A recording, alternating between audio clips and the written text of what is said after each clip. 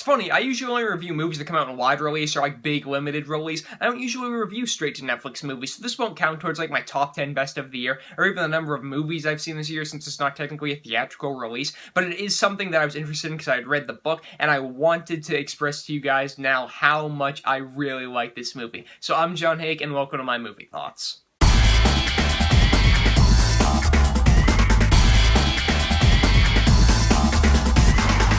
Gerald's Game. So Gerald's Game is directed by Mike Flanagan, the guy that brought us Ouija Origin of Evil, Oculus, Hush, another straight to Netflix movie I really like, and he is really making a name for himself as one of the great horror directors out there nowadays, because he makes very tense, very kind of small, contained movies, and this is another one of those. We've got Carla Gugino, I think is how her name is pronounced, and Bruce Greenwood, and they play a married couple, Jess and Gerald Burlingame, and basically the Burlingames go to this kind of house in the middle of nowhere that Gerald's rented for them, and they want to kind of rekindle the, like, old spark of their relationship, kind of like get things, fiery again. So what happens is Gerald handcuffs Jess to the sides of their bed, and then right when they're about to, kind of get it on, he has a heart attack and dies. And then we have our movie, is this woman trying to survive with her phone kind of out of reach, with no water or food really near her, and just trying to make sure that, she doesn't get eaten alive by the rabid dog that's also near the house. So what happens in this movie is really, really well executed tension. I like this thing the entire way through, because even though it takes place in one stationary location, it never feels boring. The thing that made this book okay for me and not one of Stephen King's best is that there was a lot of just kind of filler throughout the book. It felt like it was a lot of,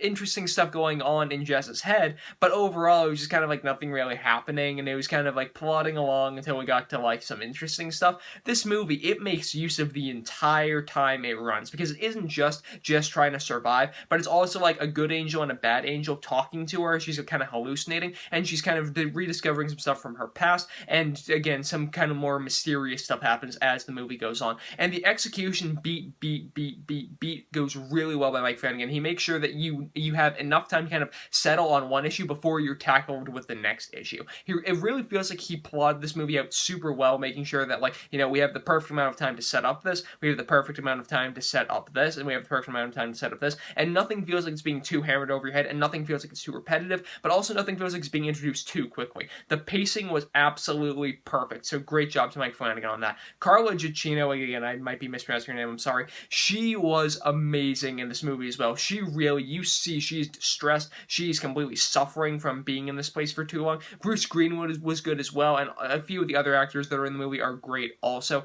I love the visual style that Mike Flanagan gives to the movie as well. There's some shots in particular that were just mind-blowingly great, and I think that the themes he executes in the movie that are also kind of in the book, but really brought to life well on screen, are really, really well done. There's a few images in particular that really just summarize what the movie's about, and I loved that. I think Mike Flanagan did a really great job directing Gerald's Game. I do think the ending of the movie could have been a little bit better executed. I mean, it was fine, I enjoyed it, but it was one of those things where I'm like, how can you do this in like a slightly less awkward way? But other than that, guys, great performance, great tension, great pacing. I really enjoyed Gerald's Game. I'm gonna give it an A-. But guys, those were just my thoughts on Gerald's Game. Be sure to let me know yours in the comment section down below. You guys can also go over to mymoviethoughts.com, subscribe to this YouTube channel, and follow me on Twitter at JohnMHayeck to keep up to date with everything I'm doing. Links to all three of those being in the description down below. You guys can also like this video, comment on it, share it with some friends. I am John Hayeck, as always. Thank you guys so much for watching.